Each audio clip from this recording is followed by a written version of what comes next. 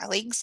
Mary Jordan, your librarian here, and here to talk about another fast recap of our discussion this week in our discussion series on all of our important topics about learning to be with other people. This week we talked about a really important topic, and I have to say, I always enjoy going to these in person. So if you can get the chance, please come. But even if you can't, please look at some of the materials. They're down below. But this week we're talking about mental health. And yeah, uh, you are a person who works with your own mental health. You are a person who works with students and colleagues and your family and those other people walking around on the planet and with their mental health. And boy, it'd be great if we could all just be great at this, wouldn't it? I speak as a person who does not always excel at mental health, but I do have my happy light here. I don't know if you can see it. Uh, it's not the only thing that makes people happy. It's not the only thing that you can do to make your mental health better, but I'm a believer in doing a bunch of small things, and they add up. So if you need a happy light, we have some at the library. Let's look at some of the resources that we have to look at because this is such an important topic. And if you've been anywhere near higher education for the last, I'm going to say decade, you know that our students are experiencing increasing amounts of mental health difficulties. And sure, it would be fun to just sort of wave our hands and say, well, I mean, that's not really my problem. Education is your thing. If your students are having mental health crisis, they are not learning, they are not being educated. And so their mental health is your problem. You don't have to solve it alone, though. We're all here. I'm going to look at a bunch of different resources, things that we can do to, again, we're not going to solve this. We're not going to solve everything. But what can we do to help stack those small things up to make your mental health better, my mental health better, do what we can for our students, your colleagues, all those other people around us. All right, so sharing my screen. This is the first resource that was on the handout that I gave a while ago. And this is Equity in Mental Health Framework. So I read through this whole thing because I'm always interested in college students. That's what we do here, right? And so now this does talk about specifically about the mental well-being and mental health of students of color, which is very interesting. Obviously, we have a lot of students who would fit this criteria, but I actually think the tips in here are probably, for the most part, good for anybody. Page down here a little bit. This is a librarian tip. Always start by looking at a table of contents.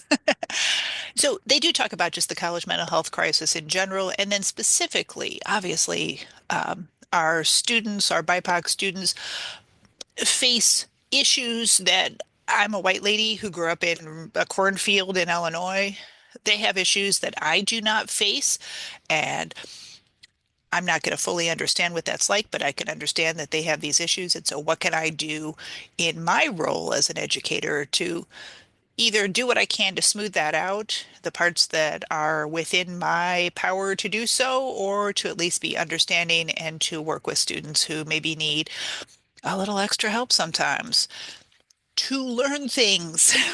We're all about the learning things. So anyway, it's not very long. You can see over here on the side, this whole thing is 19 pages. So like I said, I kind of browsed through this whole thing and it was no big deal.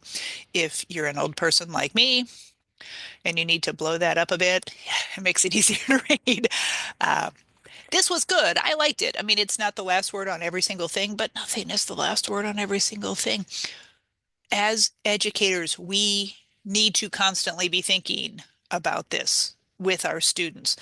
And if you are rolling your eyes at me right now and thinking, librarians, you know how they are, get over that. Because, again, so many of your students are facing mental health challenges, and your education is not working if they cannot find ways to get past that. And I mean, I don't want to overlook us. I'm a person who's worked with depression my entire life, and I've had to figure out how to get through that to be good at going to school and then teaching school.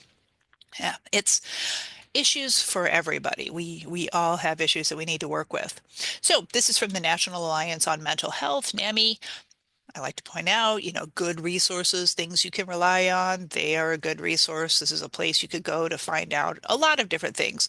But this was just interesting because one of the things that we're focusing on in this discussion session is, or this discussion series, is working with our students and our colleagues and the people in our community uh, who are fit whatever category of diversity and trying to make sure we're providing equitable experiences for them.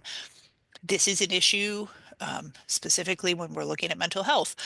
So this is an article, it's a few years ago. So one thing that I always kind of notice is that this was written before the pandemic. The pandemic, when you have a global pandemic that does bad things to every single person on the planet, it changes us all and it changes the way we all look at things. So I just noticed this was from before the pandemic, but I still thought it was useful. It's interesting to kind of look at this and see what might be a few things that we could do to, again, identify that this is what some of our students, this is what some of our colleagues are going through, and to start thinking, hey, how do I do something to make it better? All right, this guy has given several TED Talk presentations. And now TED Talks, these are not scholarly and academic usually. They're usually more fun, but sometimes they do talk about research that people have done in a scholarly and academic way, but they do it in a fun system. Uh, so anyway, TED Talks are good to just browse. He's a TED Fellow. He's from Ghana. And like I said, I've watched a couple of other videos that he has done. In fact, he's got the one right over here about microfinance. I'm also interested in that, different topic. Um, TED Talks are good too. And if you want to ever use TED Talks in your class, I used to use these, and you can sign in as an educator, and it'll let you come up with questions and you can have little quizzes. And anyway, it's probably for another day. But just keep in mind that this could be something for you, but it also could be something that you share with your students. And I know the next thing you might be saying, I'm trying to anticipate, is, but geez, Mary, I don't teach mental health. I teach sonography or welding or history. Sure, cool. I don't teach mental health either. I teach library. But again, this is a topic that encompasses everyone. And so it's never going to be wrong to just share a little information. Okay, now, as always, I do love to show the library and the resources that we have. So because this was the exact title of today's discussion, I did what I consider to be an extraordinarily sloppy search and just typed in mental health and DEI. And I came up with 1,146 results. Neat. It's probably going to give me some things that are interesting. It did. There are some things in here that are interesting. This first thing is a newsletter, a book. Here's another newsletter. Um, I think this would be a better search if this is also where you learn about good searching. Put mental health in quotes, and I'm going to say college, just because that can encompass a lot of things. Um, that gives us an entire journal, several entire journals here. If for some reason you wanted to only have peer-reviewed resources because you wanted to use this as a topic for your own research or something that you're writing up, you can click on that. I would slide over here on the left side of the screen to the subject, and then you can kind of narrow this down to things that are going to be a little bit more interesting. So if you only want to look at females, only at males, at medical care, oh yeah, hey, remember that whole pandemic? I could look at just that. I'd be interested in students. I'd be interested in college students, education. I'm in the United States, so I'm probably interested in that, but there is a lot of value, though, in looking to see what other countries have done so that we can adopt that, apply those filters, the magic happens. And now I have a wide variety of things that are going to potentially be helpful to me. Now, if I wanted to narrow this a little bit further, I could open that back up. I could add a couple more lines about maybe I just want to say in teaching or whatever else, whatever other words would work specifically for me or for you and the resources that you want to share.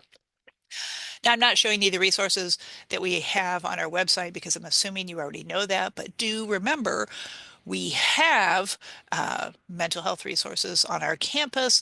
We have for employees the opportunity to call in through your insurance and get some help over the phone. We have the reports that you can turn in for students who are really struggling. And I mean, we've probably all already done that. I turned one in this week. Yeah, it would be great if our students all had happy, calm, supportive lives outside of the classroom so they could come to class and be 100% ready to go and everything will be great and they're ready then to absorb everything that you have to say. See how those all those things that had to happen before they even get to your classroom. A lot of our students don't have all of those things, so we need to be ready to understand, to work with them, and to just help them to have a good educational experience while we are having on our side of the equation our own good educational experience. So this discussion series is sponsored by, produced by the library, the Center for Teaching and Learning, the Accessibilities Office, the Multicultural Center. All of us are here and ready to help with any kind of discussion, to share information, or to point you in a good direction. You don't have to fix this alone. That's kind of the point. Um, Everything that we're talking about, but I think it especially bears repeating here, dealing with mental health issues with yours, with your colleagues, with your students. It's tough. There's not an easy answer, but there is this community here of folks who can all help and everyone can provide their own small answer so that we all get a little bit better at this. I'm a big believer that we're all stronger when we kind of work together on things, right? We're a community. All right. So it's great to talk with you. We have one more discussion happening in 2 weeks, and I will talk to you later. Bye bye.